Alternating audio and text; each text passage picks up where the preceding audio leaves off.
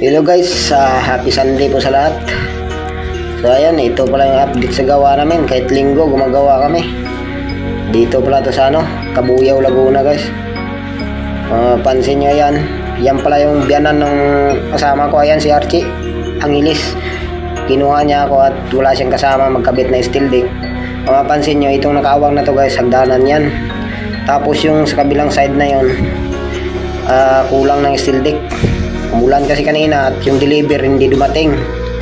So ngayon, yan yung update. So yun yung update guys. Medyo nasiraan pa kami ng welding machine kanina at kinuha pa namin yung isang welding machine dito sa Metrobel. So ayan, yan lang nagawa namin sa maghapon.